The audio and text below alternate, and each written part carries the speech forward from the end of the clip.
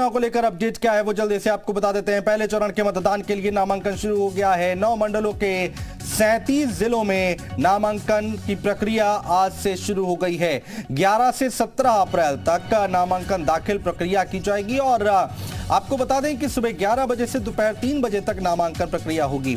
20 अप्रैल को उम्मीदवार नामांकन वापस ले सकेंगे। इसके साथ ही साथ 21 अप्रैल को उम्मीदवारों को चुनाव चिन्ह आवंटित होंगे।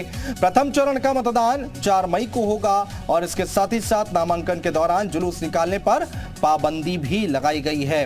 मेयर पद के लिए निगम दफ्तर में नामांकन है। नामांकन स्थल से 200 मीटर दूर भीड़ रहेगी, यानी कि नामांकन स्थल पर भीड़ नहीं इकट्ठा हो सकती है, वहां पर जुट नहीं सकती है, जुलूस नहीं निकाल सकते हैं। बीजेपी की चुनौतियां क्या हैं, जरा उस पर भी जल्दी से नजर डाल लेते हैं कि आखिर भारतीय जनता पार्टी के सामने चुनौतियां क्या हैं। 2017 जैसे नतीजे दोहराने की चुनौती है भारतीय जनता पार्टी के सामने। नगर पालिका नगर पंचायत में बेहतर प्रदर्शन करना है।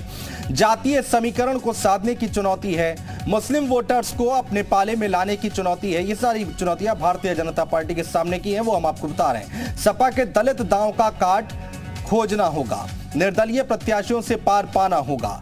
टिकट बंटवारे में पारदर्शिता की चुनौती है। नाराज कार्यकर्ताओं को मनाने की चुनौती है।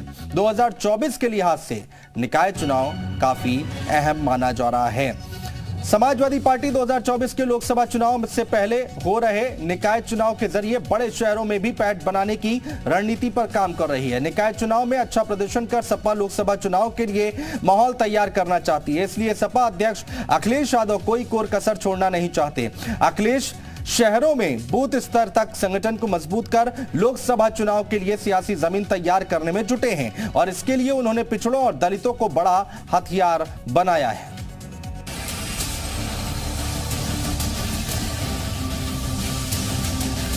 जो मुख्यमंत्री जी हैं, योगी भी हैं, और मैं जानता हूं कि वो जिस स्पीड से आते हैं उसका बहुत सम्मान है। कम से कम वो सदन में हमें बताएंगे शूद्र कौन है, उसके बाद बहस आगे बढ़ेगी। सपा अध्यक्ष अखिलेश यादव शूद्र पॉलिटिक्स को निकाय चुनाव में भुनाने की पूरी तैयारी में है।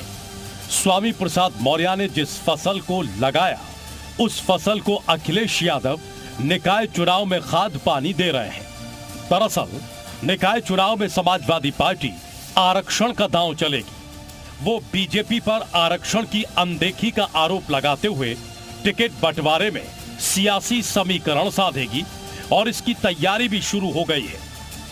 पार्टी की रणनीति है कि जिन इलाकों में पिछड़े, अति पिछड़े या अनुसूचित जाति की संख्या ज्यादा है वहां इसी वर्ग से उम्मीदवार उतारे जाए। अनारक्षित सीटों पर पिछड़ा और दलित उम्मीदवार उतारकर सपा आरक्षण हितैषी होने का संदेश देगी।